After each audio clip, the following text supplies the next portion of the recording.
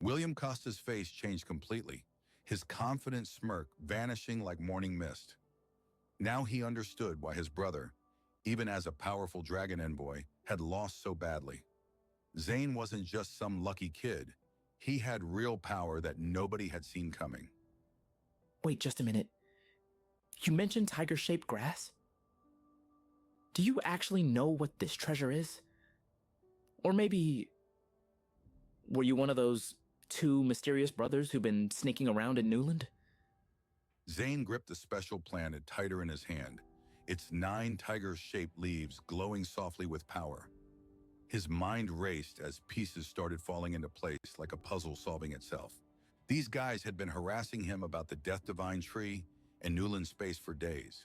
But now the truth was clear as day. What they really wanted was this mysterious plant and that ancient scroll from the hidden room. Their desperate actions suddenly made a lot more sense. Watching their faces grow paler by the second, he realized the scroll must be worth even more than he'd imagined. Maybe even more than the entire Newland space itself. Let me make this simple for you.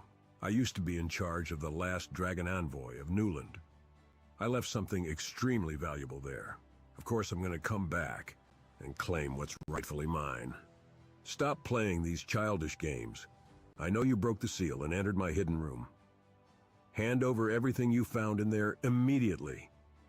You have no idea what forces you're messing with.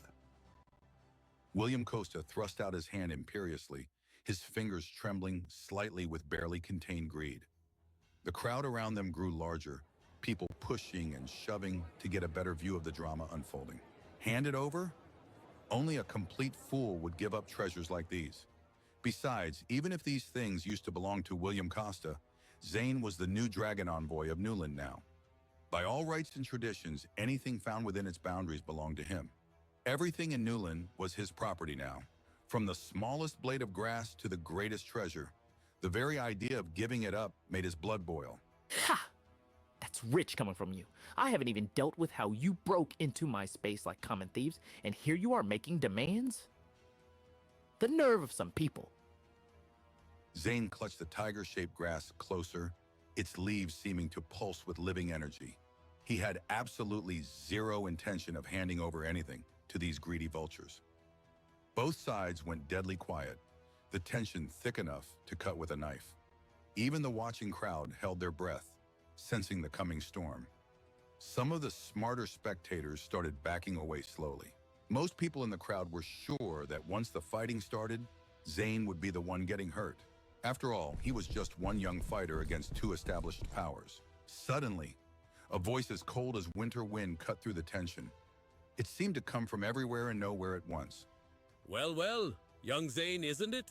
That tiger-shaped grass and everything else in that room actually belongs to my foolish student here. Let's be reasonable about this. I'm prepared to be generous. Return these items to their rightful owner, and I'll give you 10 top-grade crystals in compensation. More than fair for a few trinkets, wouldn't you say? Every head turned to look at the new arrival. He wore a black cloak that seemed to swallow light itself, and his power felt like a black hole. Vast, dangerous, and impossible to measure. The very air around him seemed darker. The crowd's whispers turned to shocked silence. Standing before them was none other than the Death Hall Master himself. Even the bravest fighters took several steps back. The Death Hall Master himself came out for this? Zane's really done it now. 10 top-grade crystals might not sound like much to some, but what choice does Zane have? You don't say no to the Death Hall Master. Everyone knew about crystal grades. They came in 4 levels: low, middle, high, and top. Each grade was worth exactly 100 of the one below it, like a perfect pyramid of value. A single top-grade crystal could buy an entire merchant's guild. 10 top-grade crystals meant 10 million low-grade ones, enough to live like a king for several lifetimes. But to someone like Zane, who had seen true treasures, it was pocket change. Plus, he wasn't born yesterday. He understood exactly what the Death Hall Master was doing, trying to force him to sell by making an offer that looked too good to refuse. It was the oldest trick in the book.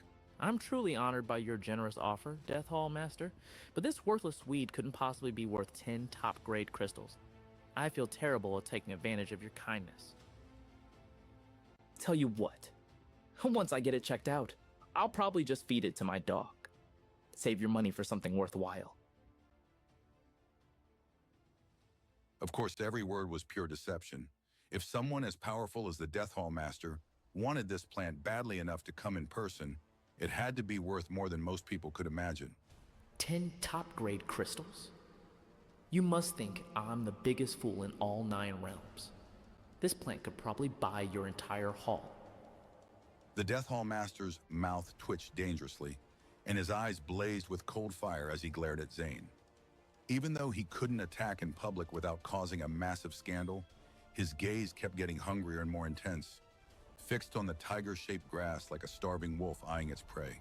Ha! Not your smoothest move, old friend. Your scheme was so obvious, I could see right through it from the Hall of Foreign Affairs. Another powerful voice boomed across the square. It was the Fire Hall Master himself, his red robes billowing without wind.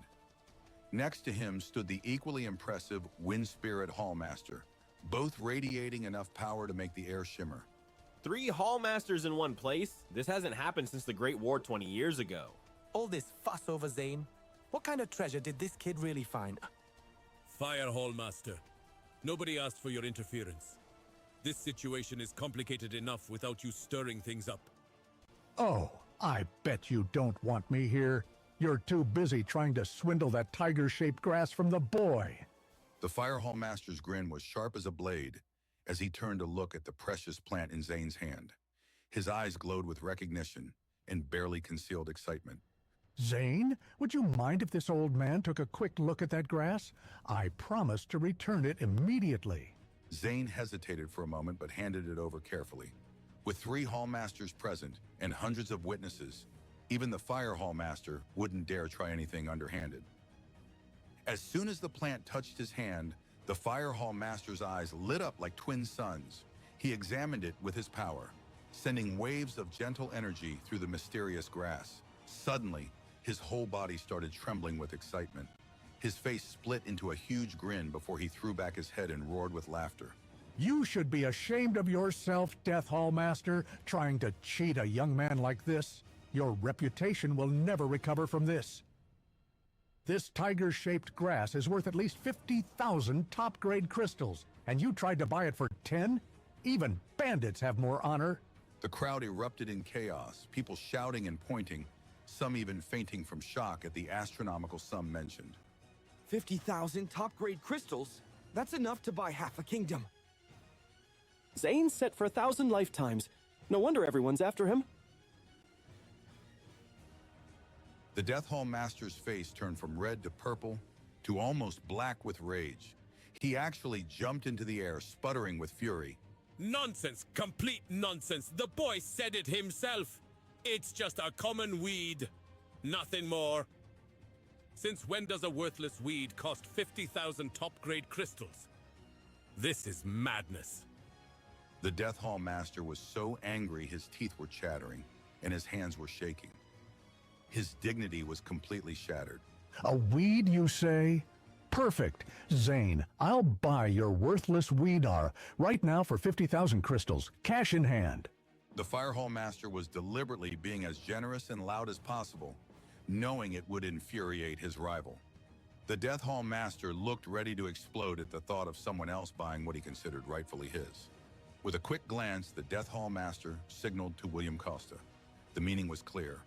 Do something now. William Costa understood immediately. He stepped forward and bowed respectfully to the Fire Hall Master, his face a mask of false sincerity. Most honored Fire Hall Master, I hate to interfere, but there's something you should know. That tiger-shaped grass was originally mine. Zane has no right to sell what isn't truly his to begin with. Thank you for listening. For more videos, please subscribe, comment, like and share. Thank you.